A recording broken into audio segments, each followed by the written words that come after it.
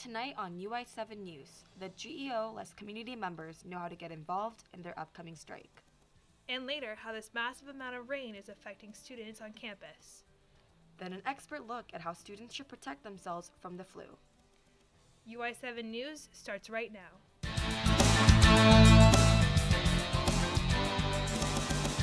From the Richmond Journalism Teaching Studio at the University of Illinois campus, UI7 News, your U of I news source.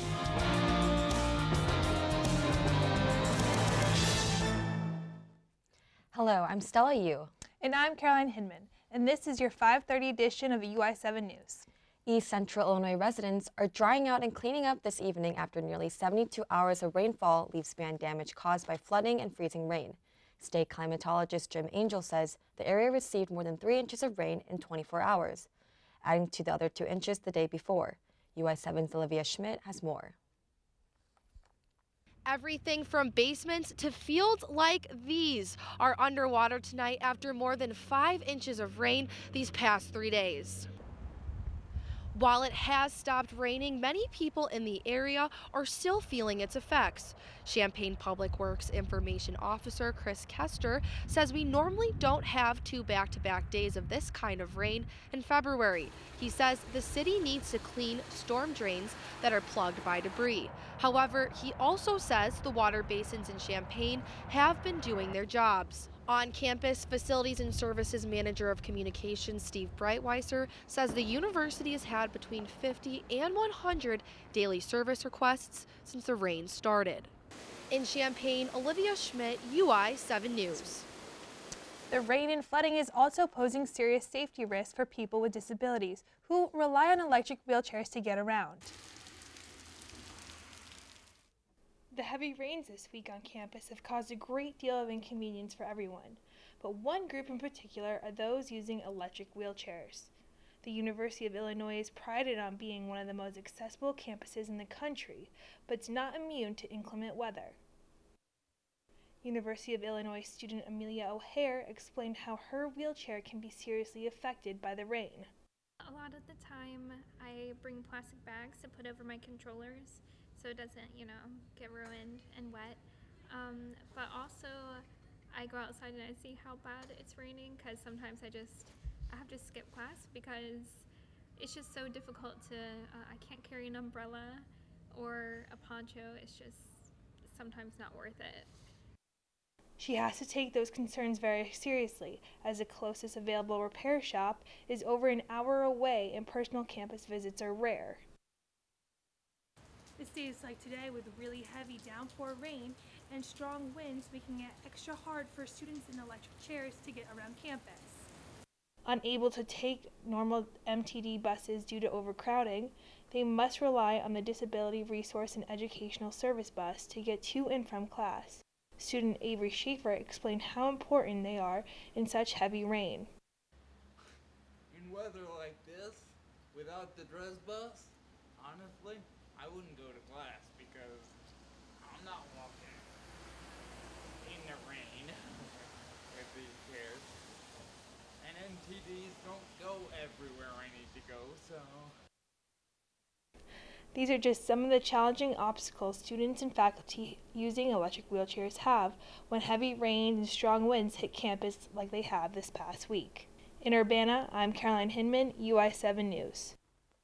The number of people catching the flu virus is growing. Experts say multiple strands of the virus make it unpredictable and hard to battle. UI7's Shani Benezra has more on how to get you through the flu season. McKinley Health Center at the University of Illinois receives over 500 visits a day from students on campus. Well over 50%, maybe even 75% of the students that are coming in with an upper respiratory illness are coming in with one of the strains of flu. We don't necessarily know which strain of flu. We're even now starting to see some students come back a second time with flu because that you can get a different strain the next time around. The most predominant of the 4 strains of the flu is a subtype of influenza A called H3N2. The CDC reports that the flu vaccine is between 25 to 35% effective, but it is still highly recommended in the medical community. So vaccination currently still is the only line of defense to protect against the flu. There's controversy over a commonly prescribed antiviral medication called Tamiflu. McKinley rarely prescribes Tamiflu because of the side effects students are likely to experience. Tamiflu will cause dizziness, it will cause headache, it will cause nausea. And so we don't generally give students Tamiflu unless they've got a serious underlying medical problem. Sophomore Evelyn Tarnowski stopped taking Tamiflu after seeking further medical help at Carle Hospital for her flu symptoms. They said that it wouldn't make sense for me to take it because it doesn't make the flu less contagious or anything. It just alleviates symptoms, but it adds symptoms of nausea and vomiting and other symptoms that I was already having that were making the flu significantly worse. McKinley is advising students to come get their flu shot even if they already had the flu, because it can protect them from getting another strain of flu. I'm Shani Ben-Ezra with UI7 News. Experts from the Centers for Disease Control and Prevention say this is the worst flu season in nearly a decade. As the calendar moves closer to... Thousands of teaching and graduate assistants on the University of Illinois campus are set to strike Monday, leaving even more students with no instructors for their classes.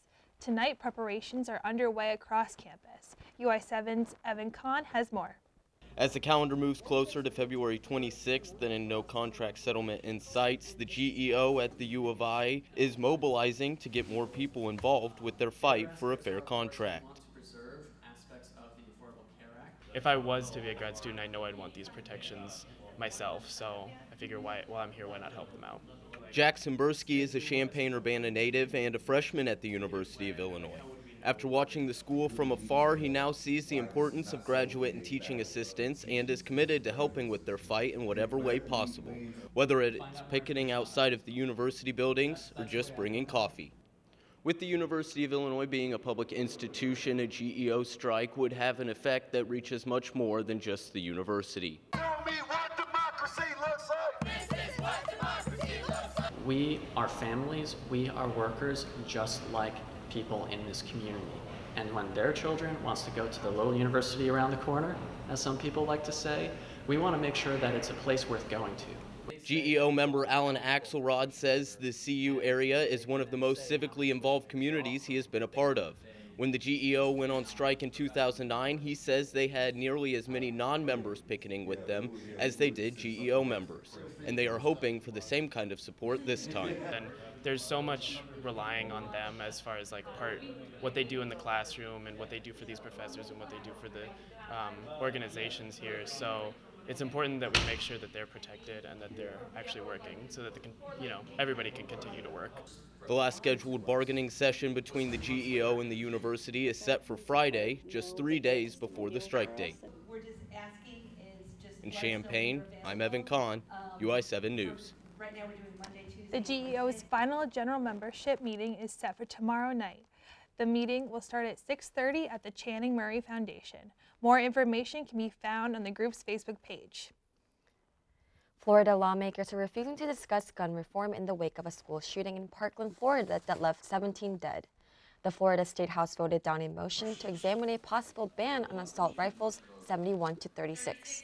Several victims of the shooting were in the gallery during the House vote and became emotional as the final votes were tallied. 16-year-old Cheryl Acquarola says legislators will be responsible for future school shootings. The next death of someone with an AR-15 is going to be on you, because they had a chance to stop it today. And if there is another mass shooting, it's going to be their fault. Florida Governor Rick Scott plans to organize a proposal on school safety on Friday. Burglaries across the Champaign-Urbana community are worrying residents tonight. The reports indicate there have been an increased number of burglaries in the area over the last few months. One of the most recent occurred over the weekend in Urbana at the University of Illinois dorm. U of I police say the U of I resident reported that someone entered his room while he was asleep and took 2 laptop computers. Police say the door to the dorm had not been locked. The number one thing you can do is lock your doors. Theft is always a crime of opportunity. So if someone sees an unlocked door or an unattended laptop or an unattended cell phone, things like that, and they can just snatch it in a matter of a few seconds, they'll take that opportunity. Anyone with information about this incident is encouraged to contact the University of Illinois Police Department at 217-333-1216. Let's check in with Jiyeon Kim for a preview of the weather. Jiyeon?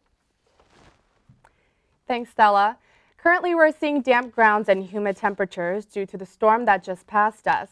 We are expecting to see a gradual rise in temperatures over the next couple of days caused by warm air coming in from the south. There will be some more rainfall heading into the weekend, but we are planning to get some sunshine on Sunday for the upcoming week. We'll be back in with you in a bit. Coming up after the break, see how the Facebook event Paint the Hall Chief is causing controversy. Also, what does the future hold for DACA recipients? Stay tuned. Everything starts out small. They all start from somewhere.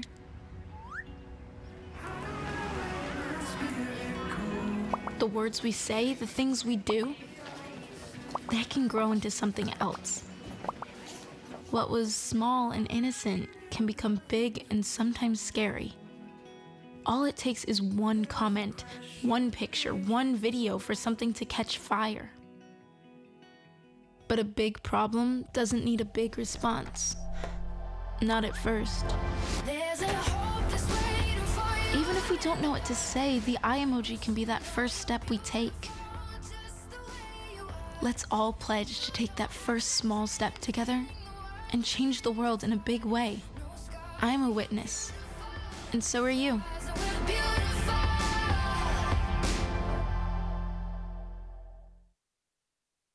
Bye-bye. Hi. Hoping for a crisp breeze to help keep you alert. Oh, he took a sip of water too. That'll probably help. You were probably gonna turn down the radio too, so you could focus, right? Probably okay isn't okay. Right? If you see a warning sign, stop and call a cab, a car, or a friend. I think the water line is what really drove it home. I blew on him. So we were walking to school. I started thinking about lunch.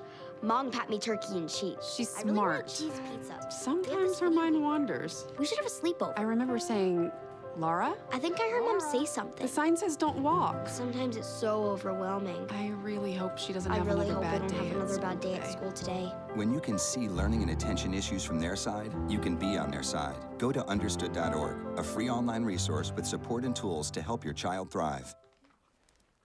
Countless undocumented immigrants are at risk of being deported and possibly losing their rights to work tonight. The Deferred Action for Childhood Arrivals, also known as DACA, continues to threaten many aspects of their lives. UI7's Carmen Castillo has the story. In less than 2 weeks, the Deferred Action for Childhood Arrivals will expire, losing rights to work and protection from deportation for undocumented immigrants. U of I student Daisy Cordelia says the removal of DACA will affect more than just immigrants. We're talking about 800,000 people, and removing them from the workforce will impact our economy. You're also taking away people that are like doctors and lawyers that potentially want to impact the society for the greater good. So it's a loss for everybody. Cordelia says she wants more involvement in politics. Moving forward, my goal is to call our legislators and get more students to be more involved in politics. I know voting is kind of something we take for granted, but local and state elections are coming up, so if we change the officials and get them to at least pass something else that's similar to DACA, so we can protect these individuals. Staff members at La Casa Cultura Latina find it important to let the Latino community on campus know that they are wanted and they are welcomed. La Casa Assistant Director Jorge Mena Robles says what's most important is students getting an education. My primary goal is to make sure that the Latino students on campus graduate with their bachelor's, right? And so whatever that means and whatever support I can provide for the DACA students, I will do. Robles says the impact affects more than undocumented individuals. If someone has DACA, it's really impacting their family and it's impacting their community. At a larger level, it's really important that people just are in tune to what's going on It is still unclear what lawmakers have planned to do about the March deadline. For UI7 News, I'm Carmen Castillo. Chief supporters are calling for Illini fans to wear Chief apparel to Illinois' home game tomorrow night. They're calling the event Paint the Hall Chief, and is stirring up more controversy over the former U of I mascot. Anti-Chief activists, including some Native Americans and members of the campus faculty association, sent letter to Governor Bruce Rauner, the Department of Justice, and the FBI, saying the event violates state and federal anti-discrimination statutes.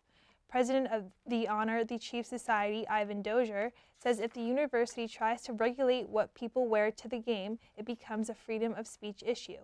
The Illinois student government voted to remove symbols of the chief last month, but the university is still struggling to ban the chief. A How to Talk About the Mascot workshop is being held tonight. Organizers say the workshop is aimed at educating people on how to have a productive and engaged dialogue about the mascot. It is being hosted by the University of Illinois Native American House, and the event will be held at the U of I YMCA, located at 1001 Wright Street in Champaign. It starts at 7:30 tonight. Early voting registration begins today for the Illinois state primary elections. Residents normally have 40 days to cast their vote before the actual primary, but will have less time this year because the candidates were not set by February 8th as planned. The primary election date is March 20th because the election falls during the university's spring break. Early voter registration will be available in the Illini Union starting March 13th to the 16th from 10 a.m. to 6 p.m. Students can also cast their ballot at the county clerk's office or by mail. Augmented reality and virtual reality could soon be used in your everyday life. It is a new technology experts say can be used in many ways. U of I7's Zach Barakat tried it out firsthand. Augmented reality and virtual reality could sure be used as a way to have fun. However, there are ways it could be used professionally as well. Jamie Nelson is the coordinator for emerging technologies at the Center for Innovation in Teaching and Learning at the University of Illinois. He regularly hosts workshops at the Armory Tech Hub, teaching people augmented and virtual reality. I think some of the uses are to build empathy, so you can be in somebody else's, look through somebody else's eyes. So we might visit some of the favelas in Brazil and actually know what people are living like, and I can look around and see what's going on. Nelson has been working in the field for a while. He gets to help students and teachers. Participants can use a cell phone or an iPad to experience augmented reality. One student, Lee Shin-hee, attended the workshop on augmented reality. He is a PhD student at the U of I studying civil engineering. He says augmented reality interests him and could be helpful in his field. Maybe people can utilize this technology to help workers to work more efficiently and more safely. But more importantly to me, I mean, it's a fun thing to play with, and maybe I can impact people in another way other than my research. Growth is one thing student tech assistant Benjamin Kachatarian sees happening. It's really exciting to think about the potential applications for augmented reality because they're so numerous. There's so many possible applications that could really impact our world in a good way for augmented reality. In the meantime, augmented reality and virtual reality can still be used as a way to have fun. That's okay. Yeah, whatever you say. Or a way to immerse yourself into a fantasy land. In Urbana, I'm Zach Barakat, UI7 News. Wow, virtual reality looks really cool. Yeah, it is really cool. I've actually gotten the chance to do it. Oh, yeah? I did a haunted house one time, and it was so scary because it was so realistic. Coming up, Juan Kim takes a look at weather. And then Carmen Castillo joins us for sports. Listen, I realized that I'm not perfect, but it all really started to change because you judge me for having a problem. No one is going to know that I need help. I need help. I know that no one is going to judge me for having a problem. I realize that I'm not perfect, but it all really started to change because you listen.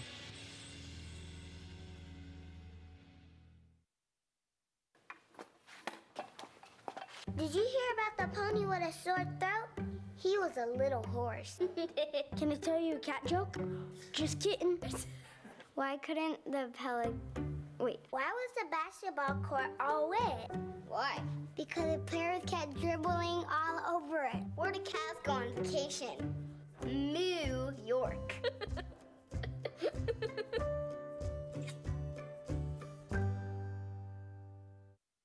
What to expect when you're expecting Like here. a teenager. Today, I'm going to show you how to teen-proof your home. First step, hide the car keys. Preferably somewhere they would never look. Challenges will come up. Be ready for them. Hi, honey. Ready for the... Mom, you don't use mannequins in the mannequin challenge. You don't have to know it all to be a perfect parent. Thousands of teens in foster care will love you just the same. Champaign-Urbana is our campus. Full of different interests, talents, and ideas. And that's why Good Morning Illini was created, to share those stories and things you care most about. Learning more about this place we call home, and now we want to hear from you, Illini. Share your ideas with us on Facebook. And follow our stories on Instagram.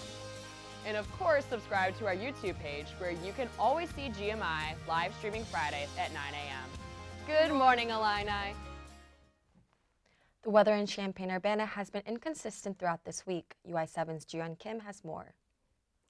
Good evening, Champaign-Urbana. We've been seeing a rise in the amount of rainfall and cloudy weather these past couple days. Let's take a look at why we've been seeing warmer temperatures lately. As you can see, we're seeing a massive movement of warmer temperatures and precipitation moving its way up north from the south. And here in the pink area, we see that clash of hot and cold weather from the north and the south, creating sleet and warmer temperatures that we've been feeling in Champaign-Urbana lately. So locally, currently it's 35 degrees, not so different from our neighboring cities, Rantoul and Mattoon, Charleston. Slightly out on the west coast, we see a drop in temperature in Peoria and Bloomington normal at 32, and then it picks back up down in Decatur and Springfield at 34 and 36 degrees. Taking a look at our Midwest temperatures, it is currently 33 degrees in the Windy City, so slightly chillier than what we're feeling currently locally. And then we see that drop down up in Des Moines with 26. And as always, down in the south, we are at 41 and 48 in Paducah and Louisville. So our national temperatures, we're seeing really, really high temperatures all the way down in all the way over in the East Coast. With 68 in Boston, 73 in New York City, and as always, super hot temperatures down in Miami at 80, which is kind of a bit of a contrast to Helena with 14 degrees. And over here in Seattle, we are seeing 37 degrees, although as we move down south and out more towards the west, we do see it pick back up at 55 in Los Angeles, thanks to that sunshine. And tomorrow, we're going to see that cloudy weather continue, although the temperature will pick back up slightly to 42 with winds coming in from east-northeast at 13 miles per hour. And tonight, not that much of a drop from where we are right now with 31, and we're going to have winds coming in from northeast at 12 miles per hour.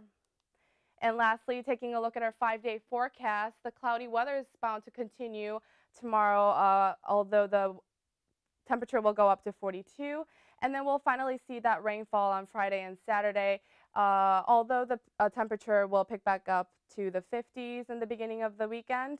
And then on Sunday, we'll finally see that much anticipated sunshine with 48 degrees. So I don't know about you guys, but I'm definitely ready for the sunshine to come through on Sunday. I'm so over this rain. Exactly. We need a change of scenery for the morale around here, especially with midterms coming around. I know, and it's freezing. Oh, it's tell me about it. It's awful. Yeah. What do you think, Stella? Thank you for that.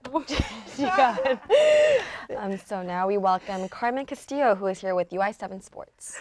Yeah, thanks for having me. So coming up on sports, right we'll sideline, talk about Mark Olson. notable alumni and their achievements in their careers after competing for the U of I. And then also we're going to talk about the highlights from last night's men's basketball game against number 2. Here is Frazier with Black in the game, trying to post inside on Ward. Nichols gets it down to Black. Turnaround jumper is good for LaRon Black. 28-23, Michigan State by 5.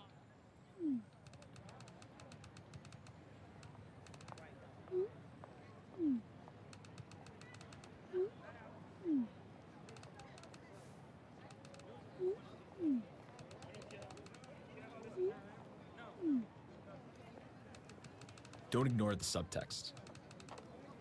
It's on us to intervene in sexual assault. Because we can. Take the pledge at itsonus.org.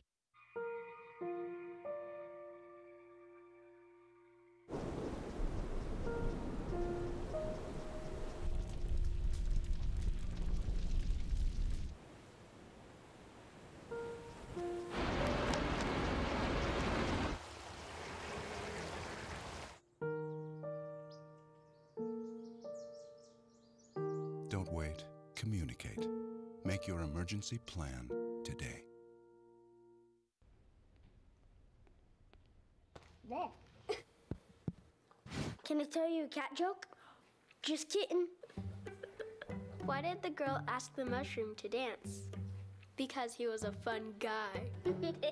What do you call a pig that knows karate? Pork chop. Why was the basketball court all wet? Why? Because the players kept dribbling all over it. Can I tell you another one? So how does a tissue dance? Put a little boogie on it. What's Beethoven's favorite fruit? Banana. What is a boxer's favorite drink? Fruit punch.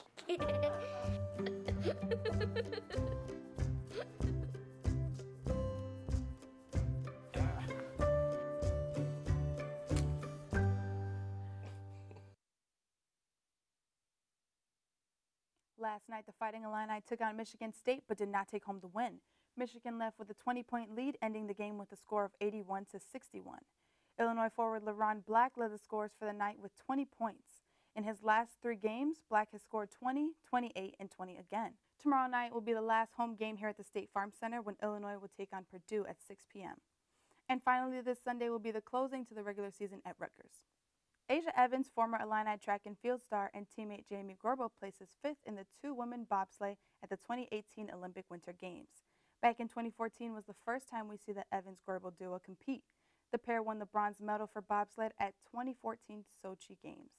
Competition began on Tuesday, where Evans and Gorbo placed 4th, ending with a time of 50.85, and Wednesday the team timed 50.59, placing 5th for Team USA.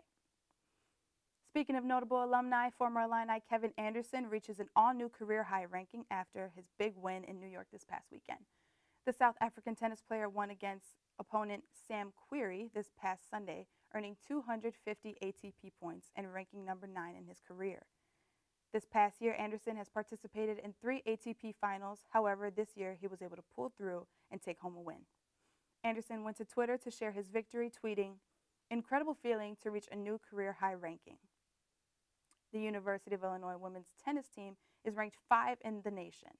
The honor is based on Oracle and Intercollegiate Tennis Association rankings. This comes after the Illini achieved a 7-1 start on the season. The team is currently on a 4-game winning streak. The women's team is one of the youngest in the nation. The team looks to continue their streak this Friday and Saturday. They will be in Alabama for the Blue-Gray Classic. The University of Illinois hockey team plays this Saturday night against Ohio. The team is currently ranked 5th in the nation after coming off a win last Saturday versus Robert Morris, Illinois. The team is highlighted by James McKing, who has 32 points on the season, and Tyler Opelka, who is having a great season as well. He has 29 points on the season. The team hasn't won the CSCHL title since 2008. The winner of the Illinois-Ohio game will advance to the championship game Sunday afternoon. And lastly, congratulations to Director of Athletics Josh Whitman for earning the Sports Business Journal 40 Under 40 Award. Whitman has been Director of Athletics here at the University of Illinois for 2 years now. He says this appreciation is not only recognition for him, but also for the incredible work undertaken by the entire staff. This includes coaches, student athletes, and Illini fans. Here. Whitman. Well, that's it for sports. Thanks for having me, guys. Thanks so much for Carmen for joining us. Well, that wraps up tonight's edition of UI7 News. Thanks for joining us. For more of our stories, please follow us on Facebook or subscribe to our YouTube page. We'll be back next Tuesday with another edition of UI7 News. Good night.